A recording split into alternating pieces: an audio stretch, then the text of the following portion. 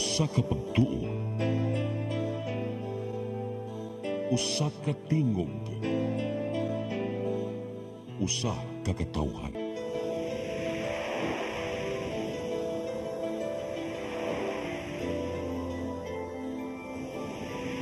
Cebu Catholic Television Network.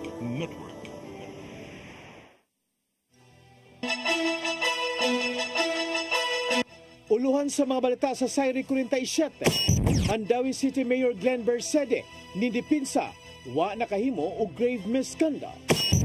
Kanin Cebu City Mayor Michael Rama wa makauyon nga wa gipaapil pagpangandam sa sinulog. Moduso usab og disbarment case batok na Raymond Garcia. Bishop Ruben Labajo milingkod na isip obispo sa Diocese of Prosperidad sa Agusan del Sur. Lalaki nakasakop sa iyang 7 ka tuig na kaipon nga adunay laing uyab misuway pagkutlo sa kinabuhi. Sugbo, Kabisayan ug Mindanao, Pilipinas ug katawhan kutos maabot atong Sibya sa tibuok kalibutan mayong hapon. Live kita karon sa CCTN Channel 47 ug kini ang tulumanon sa nagunang kasayuran nga angay natong masayran. Sa nga ni Attorney Danica Caballes, ako si Dennis Tabar ug kini ang Sayri 47.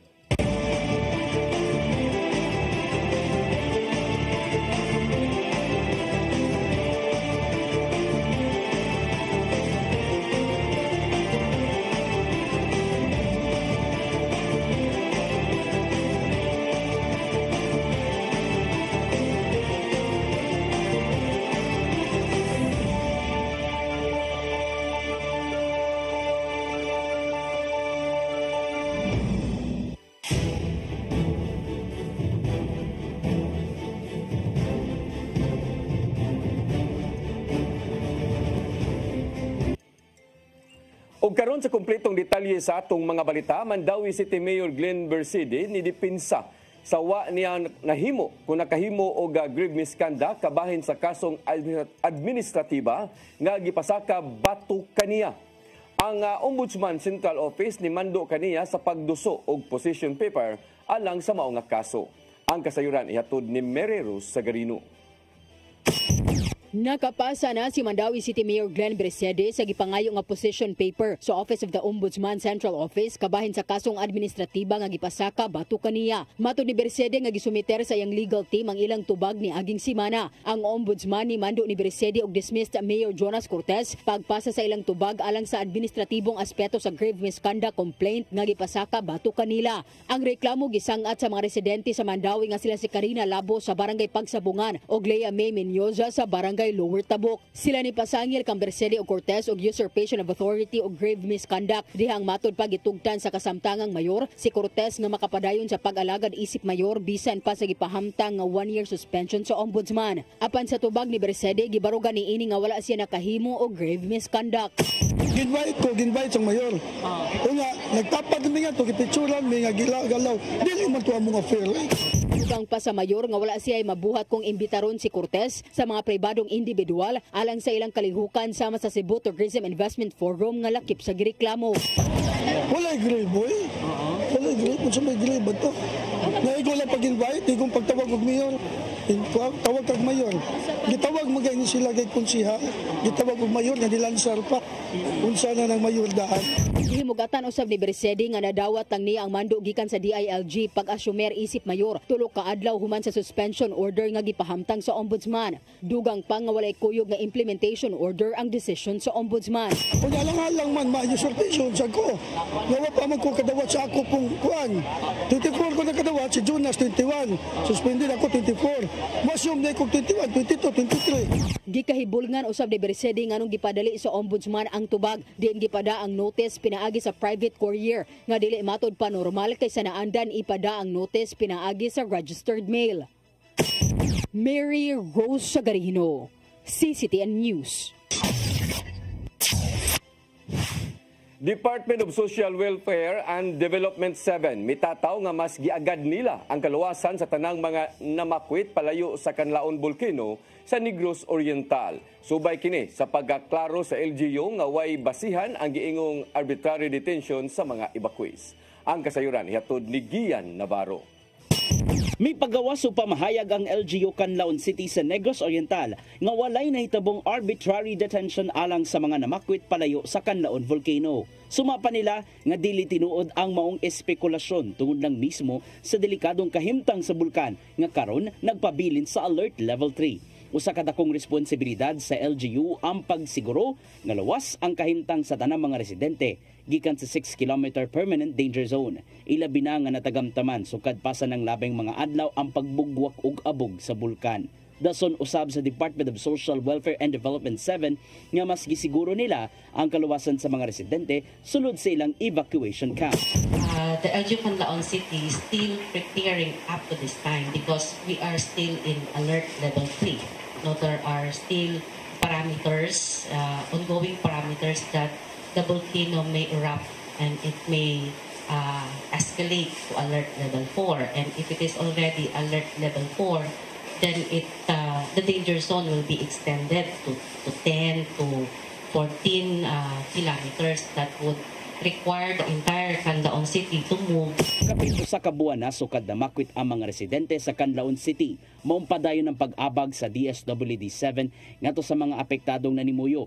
Gikan kini sa distribution sa food packs ug non-food items hangtod na sa paghatag og psychosocial support ngadto sa mga bata. Mas giatagan og igong konsiderasyon ang mga estudyante nga makapadayon sa ilang pag-eskwela uban ng field office camp coordinators. Samtang gipasalamatan sa ahensya ang mga nagpakabanang donors sa paghatag og tabang ngadto sa mga namakwit. The OCD as the lead in the early recovery na cluster call for a meeting and discuss among the member agencies such as the DTI, DSWD, DOLE, and other member agencies for possible early recovery program for the internally displaced families. Ian Navarro, CCTN News. Kani Cebu City Mayor Michael Rama wa makauyon sa gingong wa niya pagpaapil sa pagpangandam sa nakalabay lang nga Sinulog Grand Parade. Dungan sa ilang iduso nga disbursement case batok sa kasamtangang mayor nga si Raymond Alvin Garcia. Ang kasayuran ihatod ni Gian Navarro.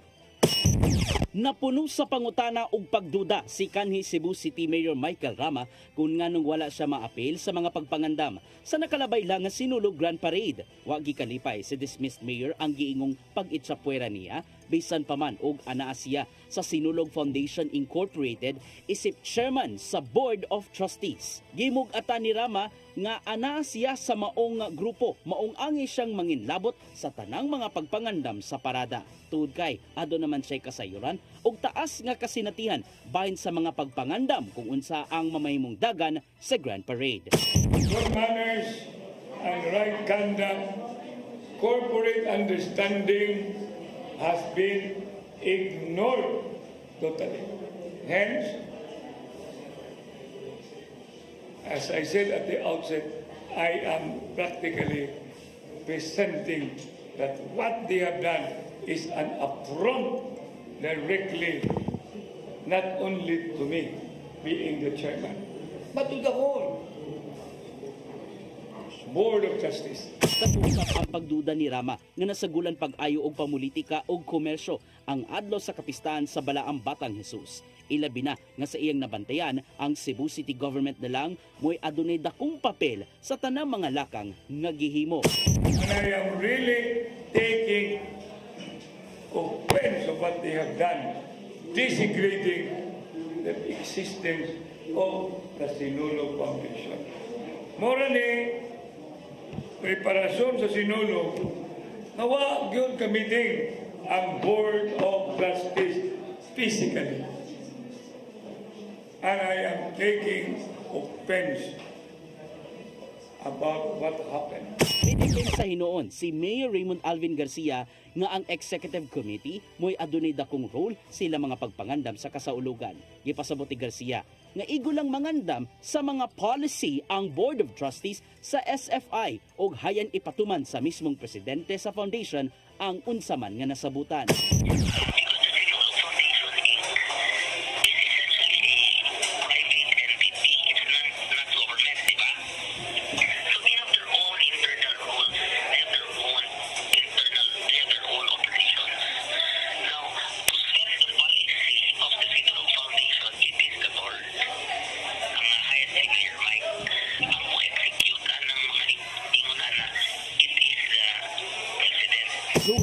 Nagpamugos nga siya gyapon ang elected mayor sa Dakbayan sa Sugbo og nahumana ang iyang suspension period, buot ang kampo nilang Rama nga moduso og disbarment case batok ni Garcia.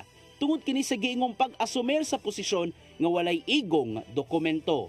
Mayor ka, laing ordinance, niya ang cat-fighting has to be allowed by the city council.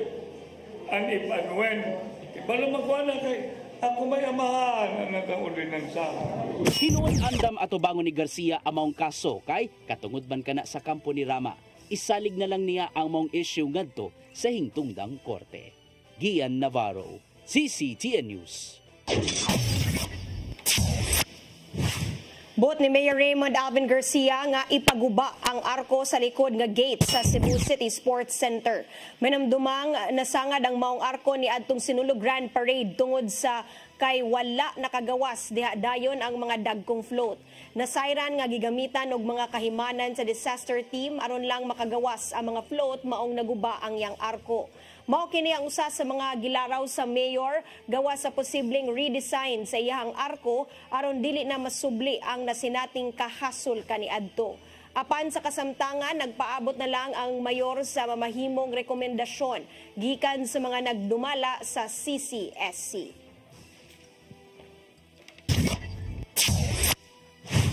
Mandawi City Mayor Glenn Bersede patun-an ang pagpatuman og road reblocking sa fire site sa sitio Upokang syudad sa Mandawi. Samtang gipahigayon usab kaganiyang buntag ang distribution sa financial assistance sa mga nasunugan. Ang kasayuran hatod ni Mary Rose Sagarino.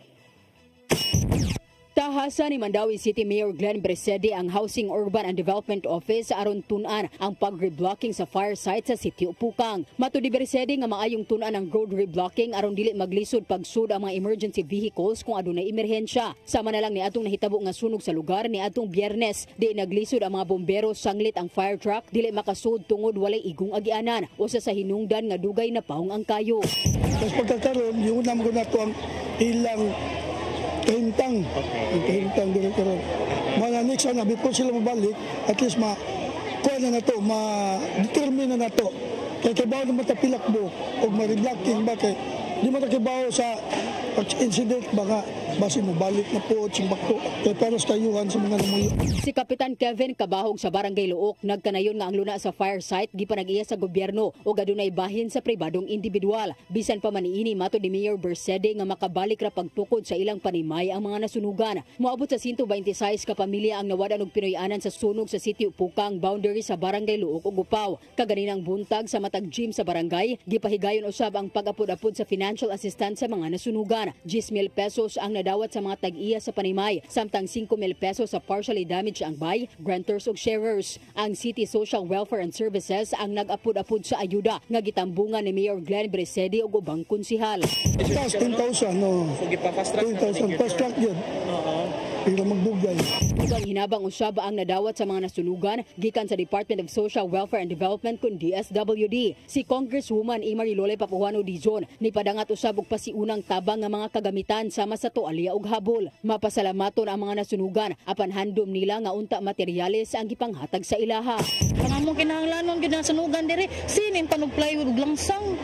Kay may na lang gamay na lang ang kani amo kuan na cash assistant diri. Amo na pong mapalit na pud sa Siminto po di oy. Oh, siminto po di ay. Ang mga biktima sa sunog magpabilin og pipila pa kaadlaw sa gym isip ilang evacuation center.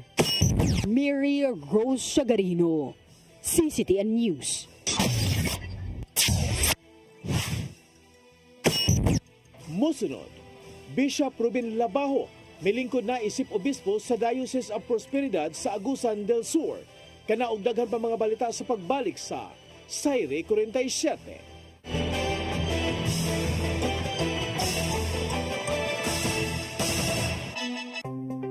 Discover the beauty of the Philippines.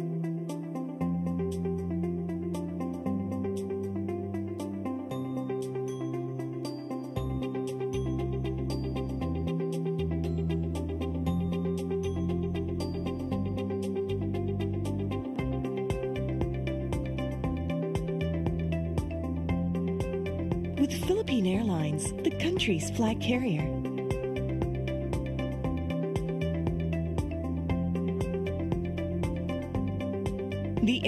that lets you feel the warmth of the nation.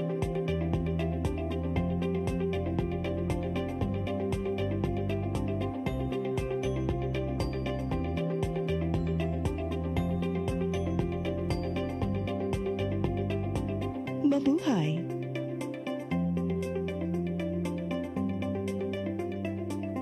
Speed powder comes in different variants, each with their own unique fragrance that gives long-lasting, clean, and fresh scent to your clothes, has microscopic speckles that helps penetrate the dirt, and contains additional whitening agents to achieve a brighter, clean clothes. Speed powder, Bilis Laba, Bilis Linis, a product of Well-Made Manufacturing Corporation. On behalf of Fairchild Cooperative, I would like to thank all the members who have been with us all these years and who continue to support and patronize our services. At this time, I would also like to invite new members who will be part of our growth and push forward for a bigger cooperative movement, not just in Region 7, but the entire country of the Philippines.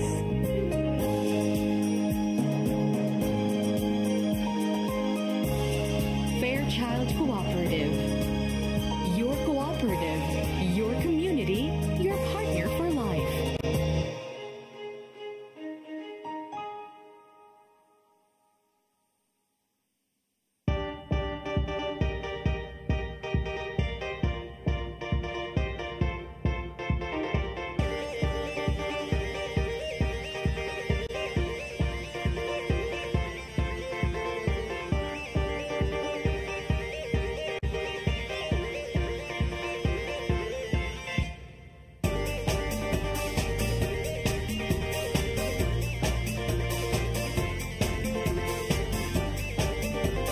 Let your appetite be just right at Sixto and Bening Meat Store. Sixto and Bening Meat Store specializes in chorizo, tocino, beef, and pork tapa. Sixto and Bening Meat Store is located at stall number 4849, Unit 1, Meat Section at the Carbon Public Market, Cebu City, with telephone numbers 256-1581 and 259-6569. It's the place where you can find the best meat deal in town. Buying your fresh meat at a low price? Come to Sixto and Bening Meat Store. Welcome to CC Lex, the future of toll bridges, where safety, convenience, and cutting-edge technology come together seamlessly.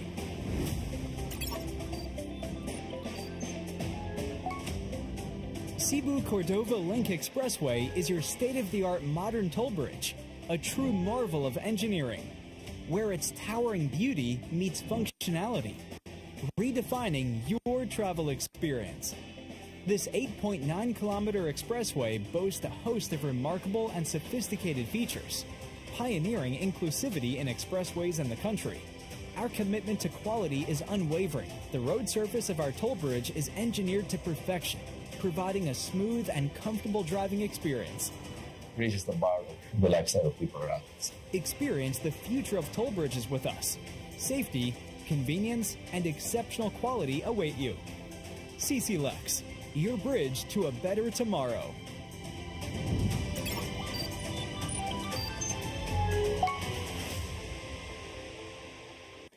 RAJ Laurente Construction and Development Philippines, General Contractor, General Building, General Engineering, Planning and Development, Electromechanical, and Consultants in Surveying and Mining.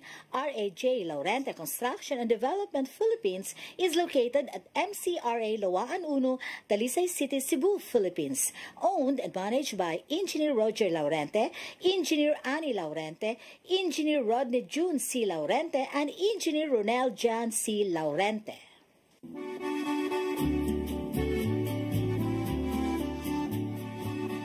If you love the beautiful Italian furniture you are surrounded when you travel in Italy or anywhere in Europe, now you can find already in the Philippines with our different branches in Luzon, Visayas, and Mindanao from the multi-awarded Italian export furniture manufacturer based in Cebu. You can visit our showrooms in SM Limery, SM Lipa Batangas, Kimpo Boulevard, Davao City, SM Mind Pro, Zamboanga, SM Seaside Cebu, Linkitay Cagayan de Oro, North Reclamation Cebu, Banilad Cebu, and other showrooms nationwide. You can have the best Italian quality designs and finishing of your dreams. Giardini del Sole. You will forget the price, but our quality will stay with you forever. Our Cebu Banilad showroom is located at Governor Cuenco Avenue, Barangay Gasambagan, Cebu City. The SM Seaside Showroom, 2nd floor, City Wings, SM Seaside, Cebu City. Visit our Facebook and Instagram pages for more information or visit our website at www.giardinifurniture.com. Giardini del Sole.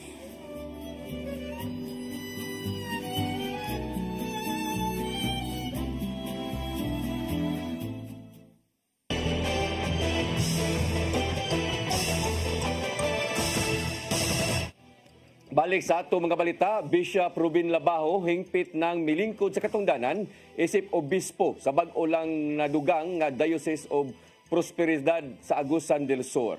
Gihangyo niya ang mga Katoliko nga ilakip siya sa pag-ampo aron magbabungahon ang pagdumala. Ang kasayuran ihatod ni Gian Navarro. Sa taknang alas 10:24 sa buntag, milingkod na si Bishop Ruben Labajo sa kathedra isip timaan sa hingpit niyang pagdumala sa bag-o lang namug ng Diocese of Prosperidad. Gisaksihan sa mga kaparian, kaobispuhan ug katawhan ang canonical procession ug solemn installation ceremony karong adlaw sa St. Michael the Archangel Cathedral sa Agusan del Sur. Gikan kini sa formal nga deklarasyon sa bag-ong diocese diin himoong sentro ang maong simbahan sa lungsod sa Prosperidad hangtod na sa pagdumala na ni Labajo sa pwesto. Sa wala pa ang mismong seremonya, giabi-abi sa mga local officials sa Agusan del Sur ang pag-abot ni Labajo. Gikalipay hinuon kini sa kaniadtong Cebu Auxiliary Bishop tungod sa dakong gugmang naangkon gikan sa mga nag-welcome kaniya. It will never be difficult for me to become, or for me because I can count the LGU as my kasandigan or kaparaygan. If in case ang simbahan na ay panginahanglan, in the same manner that your involvement in the preparations of my canonical possessions of this diocese is vast and immense. Apil sa mga miduyog sa mga kasaulugan sa Cebu Archbishop Jose Palma o Papal Nuncio to the Philippines Archbishop Charles Brown. Matod sa wali ni Brown nga kinahanglang hatagan og kinasingkasing nga pagtagad ang Espiritu Santo alang sa kaayuhan sa tao. Bread is a physical, material reality made. It's kind of earthly prosperity. We need to work for earthly prosperity to buy the grain, to make the bread. But it becomes heavenly, the bread of heaven, heavenly prosperity, when it nourishes us in the body, blood, and soul and divinity of Jesus. Ready to report for duty si Labajo alang sa bag-ong gimug ng diocese sa Caraga Region. Gihangyo niya ang katawan nga ilakip siya sa pag-ampo aron nga magmabungahon pa ang gihuptang posisyon sa simbahan. Apan dili gid niya kalimtan sa kasing-kasing ang Subo diin una siyang nagmatuto hangtod nga nahimo siyang obispo. Here I am by the mandate of the Holy Father given through his representative in our country. No longer crying but smiling with a warm thought that after all the question, marks and exclamation points along the way, I have arrived home. Gimug na sa milabay nga tuig ang Diocese of Prosperidad ug ang appointment kang Labajo subay sa nahimong deklarasyon gikan sa Vatican. Gian Navarro, CCTN News.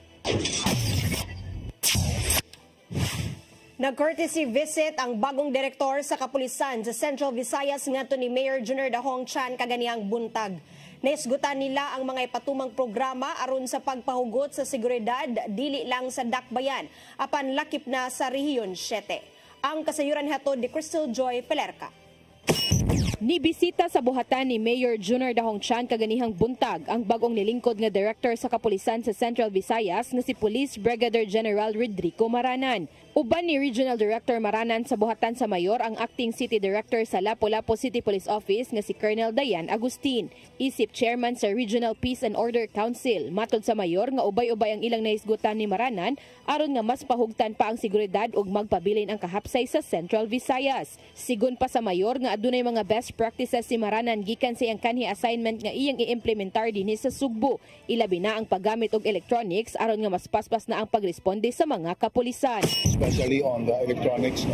Like the drones, like katong apps na yung hingon na po itong tabang na gusto lang ka-press, pwede nang makaresponde ang atong kapulisan.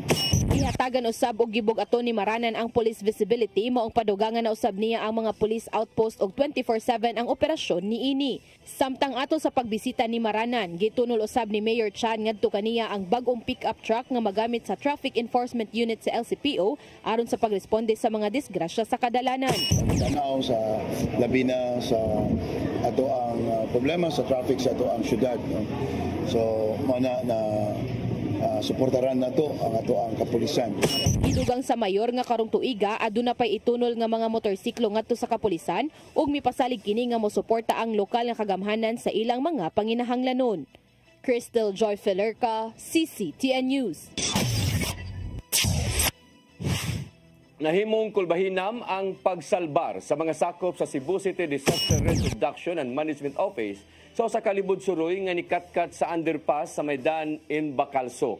Nagtinabangay ang mga sakop sa Cebu City DRRMO og kabubiruhan aron lang pagluwas sa maong lalaki nga naa sa hingkod na ang panuigon.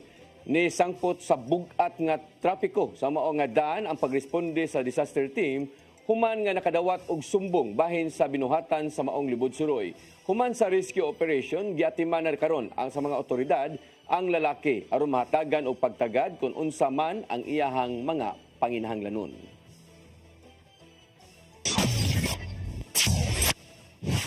Maharlika Investment Corporation nagpinirmahay uban ang National Grid Corporation of the Philippines aron makabaton og 20% stake. Gisaksihan kini ni Presidente Bongbong Marcos Jr. sa Malacañang. Ang kasayuran ni hatod ni Gian Navarro. Gikumpirmar sa Malacañang nga nagpirmahanay ang Maharlika Investment Corporation aron adunay 20% stake ang National Grid Corporation of the Philippines. Sumapa sa Presidential Communications Office, gidawat sa Synergy Grid and Development Philippines Incorporated ang binding offer alang sa labing unang sovereign wealth fund sa nasod. Pasabot dini adunay bahin nga 20% ang Maharlika Investment Corporation ngadto na sa maong grid operator sa nasod. Gisaksihan ni Presidente Ferdinand Bongbong Marcos Jr. ang pinirmahay sa Malacañang. Giangkon niya nga dili sayon ang nakabot nilang desisyon nga alang ragyud sa kaayuan sa kinabag-ang katawhan. Hinungdan nga aduna nay tagduha ka pwesto sa board ang SGP ug NGCP sa Maharlika Investment Corporation. Unang giduso ni House Speaker Martin Romualdez ang pag-invest sa Maharlika ngadto sa power grid operator human sa nitapong blackout sa Panay Island. Bisan pa man og wala nalipay sa gidangatan sa una, gihangop ni Energy Secretary Rafael Lotilla ang desisyon sa Maharlika. Daan ang gitataw sa NGCP nga walay bisan kinsang langyaw ang nanag-iya o nagpadagan sa mong kumpanya nga naghatag og power grid sa managlaing bahin sa nasod. Gian Navarro, CCTN News. Gikonfirmar ni Marikina City Representative Stella Kimbo nga adunay pipila ka mga blank items sa bicameral report bahin sa 2025 national budget nga mikatidad og 6.335 trilyones kun na 325 trilyones ka pesos. Sumapa sa acting chairperson sa House Committee on Appropriations nga si Kimbo nga adunay gigahing pundo alang sa maong matang una pa mahatag ang committee report nga mapirmahan. Dugang pa ni Kimbo nga nahukman ng daan ang matag items nga gisukit-sukit sa gidusong pundo o gibarugan nila nga legal ang pagpirma sa komitiba sa national budget. Ubos sa omnibus motion sa bicameral report, gitahasan ang technical staff sa komitiba sa Kongreso nga musubay sa pipila ka mga corrections o mga sipyat sa pagluwat og kopya sa gidusong pundo.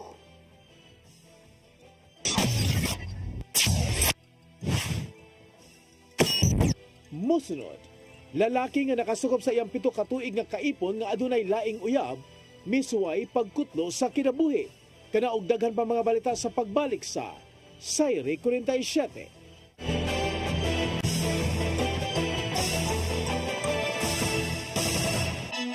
Speed powder comes in different variants, each with their own unique fragrance that gives long-lasting, clean, and fresh scent to your clothes, has microscopic speckles that helps penetrate the dirt, and contains additional whitening agents to achieve a brighter, clean clothes. Speed powder, Bilis Laba, Bilis Linis, a product of Well-Made Manufacturing Corporation. Your path to a new start.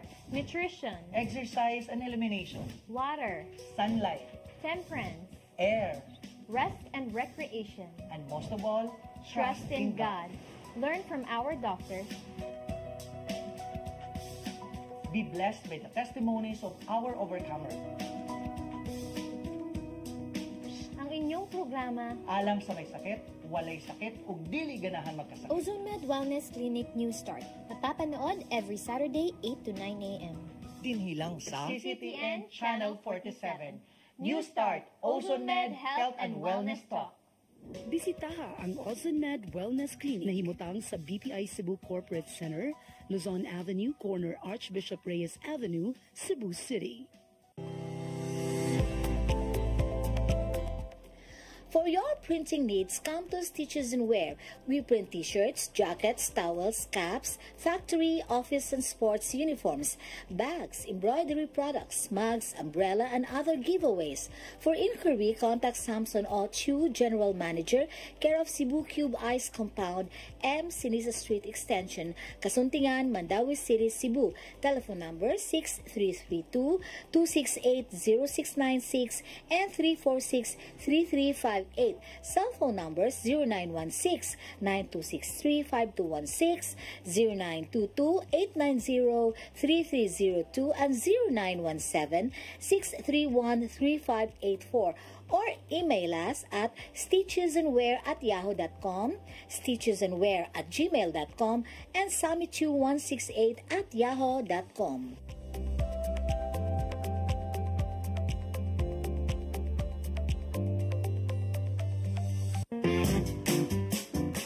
In the heart of Cebu lies an ideal place for the people on the go. Uncle Tom's Cabin Hotel gives guests a convenience of quick and easy access to Cebu's business centers. Offers spacious rooms furnished with all the modern-day amenities. Uncle Tom's Cabin Hotel, located at MP Yap Street, Barangay Capital Site, Cebu City. For reservations, call 032-888-8667. Dahil sa malasakit, mas nailapit ni Senator Bongo ang medical assistance, primary health services at specialized care para sa ating mga kababayan. Sa malasakit, prioridad ang edukasyon para sa mas magandang kinabukasan. Samahan pa ng sports, panalo ang kabataan. Bunga ng malasakit ang pagbigay lakas sa mga lokal na negosyo at mas maayos na trabaho. Sa malasakit, serbisyong may puso, kalinga at proteksyon para sa mga OFWs nasaan man sila sa mundo. Maraming nagagawa at nararating ang malasakit. Para kay Senator Bongo, ang ating Mr. Malasakit, bisyo ang more serbisyo. Kung chicharon ang sumsuman, snack o pangsudan, Chilen ang anging banatan. Chilen Chicharon, available at SM Supermarkets and Hypermart Metro Manila. Also at Guadalupe Corner, Emveles and V. Rama Street, and at 078 Empacanya Street, Tisa, Cebu City.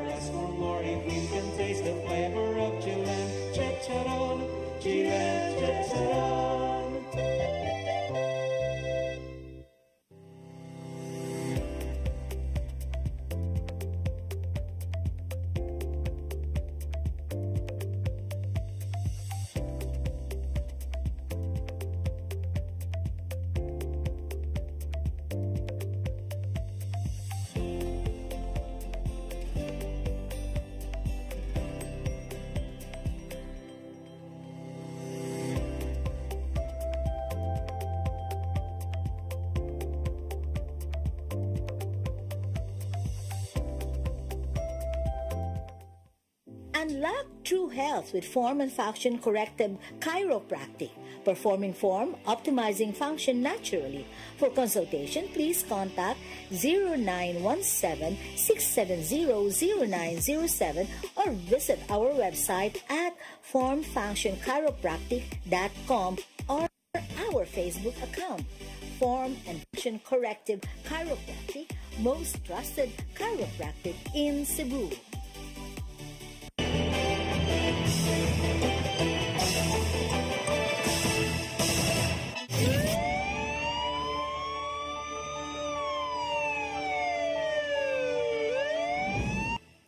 Balik sa ato mga balita, lalaki nga nakasakop sa iyang kaipon nga dunay laing uyab, misuway sa pagkutlo siyang kinabuhi sulso sa kain sa barangay Lahog ning Dakbayan sa Sugbo. Mayo hinoon nga naluwasa siya sa mga niresponding kapulisan. Ang kasayuran ihatod ni Arnold Bustamante.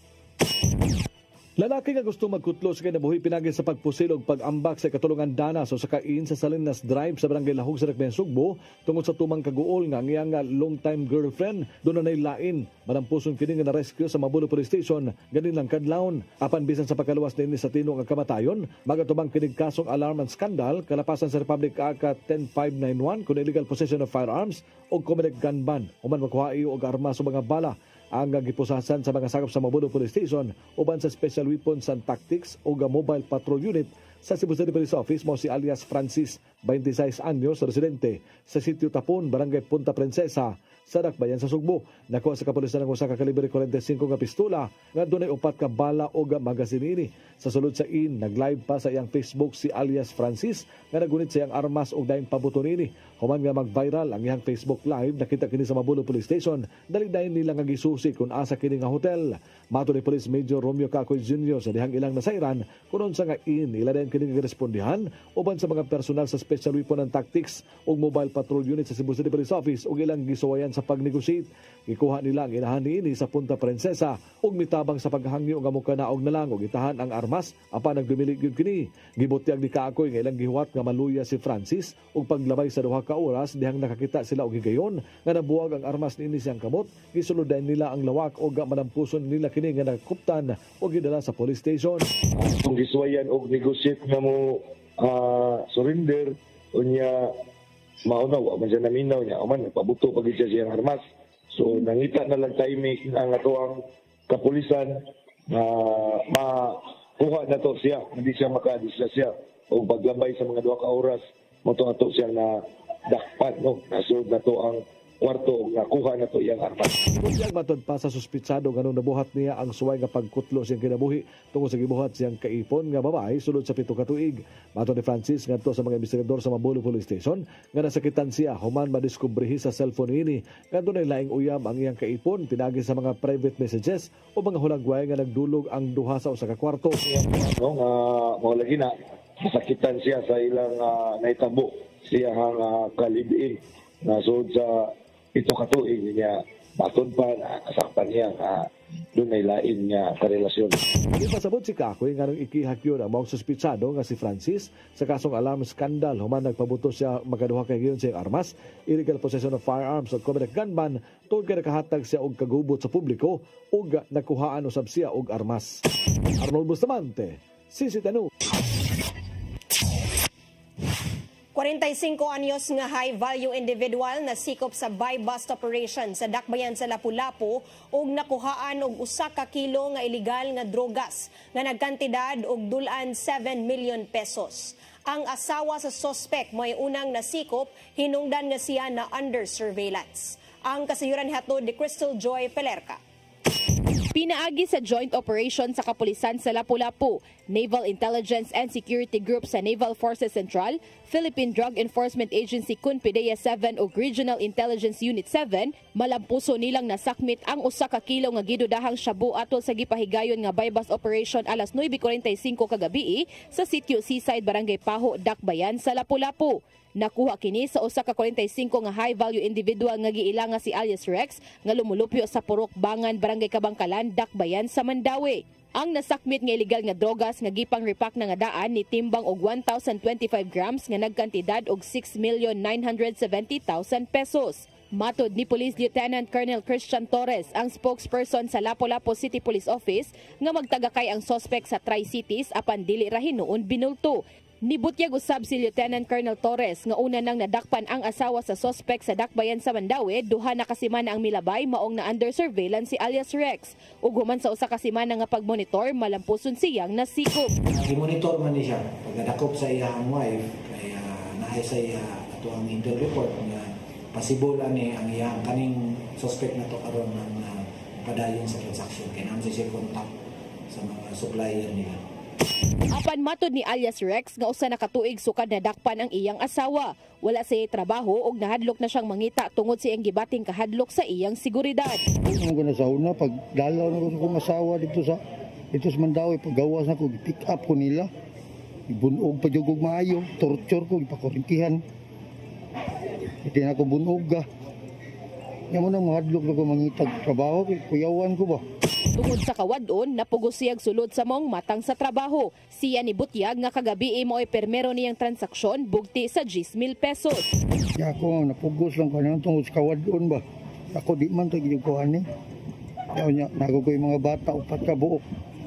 Matod niyang igo lang siyang gisugo sa pagtagak sa mong drogas, apan gikatingala niyang mga otoridad na ang iyang gikaatubang. Ang dinakpan mag-atubang og kasong kalapasan sa Section 5 ug 11 sa Republic Act 9165. Crystal Joy Filerca, CCTN News.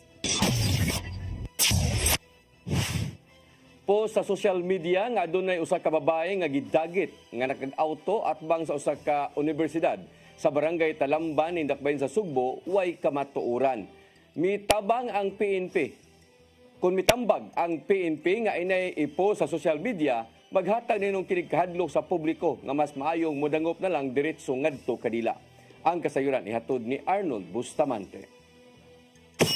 Niadtong Domingo sa hapon, Enero 26, 2025, naalarma ang Talamban Police Station sa post sa usa ka netizen. May kalibutan sa iyang nakita nga pagpanagit sa usa ka batan-ong babae. Nagisakay sa usa ka auto sa atbang sa usa ka universidad sa sitio na sipit sa barangay Talamban sa Dakbayan Sugbo. Matod pa sa post nga mipanagan ang maong sakyanan padung sa norte ug milikaw kini sa dalan kabangkaran sa sudod sa Mandaue ug wala na siya masayod asa kini paingon. Apan matod ni Police Lieutenant Colonel Maria Teresa Makatangay, Deputy City Director for Operations sa Cebu City Police Office, nga base sa gihimong investigasyon sa kapulisan sa Talamban, pinagay sa pagsubay sa mga CCTV camera ug pagpangutana sa mga tao lakip na sa mga security guards sa dapit, wala na hitabong kumusyon o dunay pagpanagit nga nahitabo. Gawas nini wala sa report sa buhatan sa kapulisan nga dunay na missing nga estudyante o magkapamilya nga ilang sakop wala na makauli sa ilang panimalay sukad adto nga Domingo nga magmatuod nga dunay nahitabo nga pagpanagit.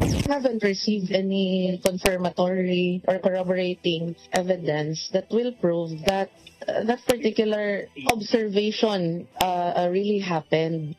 Days after the posting, up until now, wala man yun come forward nga somebody was missing, mga family, relatives, schoolmates, school, or whatever. Nobody came in to confirm, validate, or give a corroborating statement that someone was missing. Kaya allegation biya, abducted biya, diba? So, until now, no, wala, dili na to na, dili siya mahog nga tinuod at this point sa amo ang investigation. Sa pangutana kung doon na ba'y himuon nga aksyon ng kapulisan sa nagpost sa social media nga pipila ka oras ang milabay, iyaraw sa magidlit matod ni Makatangay nga dili sila mukiha sa mga netizen. Apan miawag sila sa publiko nga kung doon naman sila nakita diha sa kadalanan nga kadudahan labing maayo nga dili dayon i-post sa social media. Inay i-report kini sa labing duol nga police station aron dili kini makamugna og kahadlok sa publiko.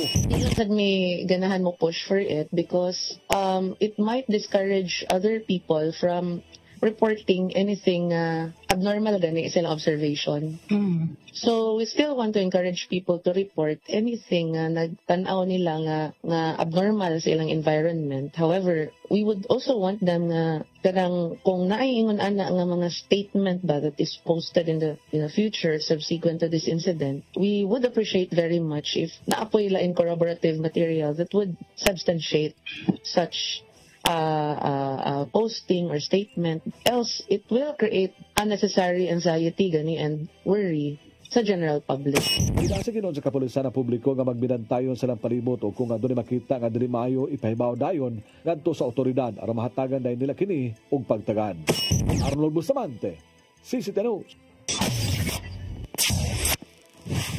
Kapulisan sa Dakbayan sa Naga nag-andam na og kasong murder og parricide batok sa gitumbok nga mipatay sa iyang mag-inahan sa barangay Lutak sa syudad sa Naga. Drugas, selos ug ang pagkabuang sa sugal ang gitan-aw nga motibo sa krimen. Ang kasayuran ni hatod pagbalik ni Arnold Bustamante. Naana sa duwas ka kahimtang katong amahan nga responsable sa pagpatay siyang kaipod og duha niya ka mga anak nga nagpangidaron pag 11 og 2 anyos pinagi sa pagtigbas gamit ang hait nga sundang alas 10:30 sa buntag dito sa Poroka, Kamanggahan, Barangay Lutak sa syudad sa Naga. Ang suspitsado nga si Carlo Camporedondo, 33 anyos, ang gitudlo nga responsable sa pagpatay siyang kaipon nga si Jonelyn Jimenez, 32 anyos, ug ang duha niya ka mga anak nga silang Giancarlo Camporedondo, 11 anyos, ug LJ, 2 anyos. Mato ni Police Lieutenant Colonel Verninio Nocerale, ang hepe sa Naga City Police Station nga naka-hospital arrest na sa Vicente Soto Memorial Medical Center si Camporedondo ug giatiman na sa mga doktor tungod sa samad niini sa tuhod. Ang gigpinusulan sa usa sa mga pulis nga milusan og manhunt operation sa usa ka quarry site sa Barangay Kugon sa Mang Syudad. Gibutyag ni Nocerale nga human mapatay sa suspitsado ang iyang pamilya, midagan kini paingon sa bukid ug naabot kini sa mga kasikbit nga mga barangay ug katapusan siya nga nasigpatan dito sa Barangay Kugon. Dali nga miresponde aga mga pulis sa Naga ug sa diyang ilan na unta nga dakpon, usa sa mga personel ang gisuwayan unta pagtigbas sa dala nini nga sundang apan nagiunhan niya kini sa pagpusil sa tuhod nga resulta sa pagkatumba nini. Instead of surrendering to our arrest of one of our teams nga gi-compose, he managed to attack one of our police officers by his bolo, katong murder weapon nato. As circumstances require, our personnel defended himself and used reasonable force to repel also ang attack sa atong suspect. That caused his injury sa iyang tuhod. Dugan ni Nocerale nga ilan ang giandam ang kasong murder ug duha ka ihap sa kasong parricide ngadto sa piskalya sa Dakbayan sa Naga kung mahuman na nila ang tanang nga mga ebidensya nga gikinahanglan. Ipabos usab nila sa autopsy ang patayng lawas sa tulo ka mga biktima nga may standard operating procedure kung medical legal nga kaso. Mipasabot usab si Nocerale nga ang korte na og ang medical expert ang magadeterminar kung ang maong suspitsado na ba sa maayong panghuna-huna atol sa paghimo niya sa krimen. Una nga mibutyag ang mga kabanay sa mga biktima nga nalisuan sa pangisip si Camporedondo nga inadala kini sa psychiatric ward sa Vicente Soto Memorial Medical Center tungod sa sakit ni sa nervous breakdown. The presumption of sanity.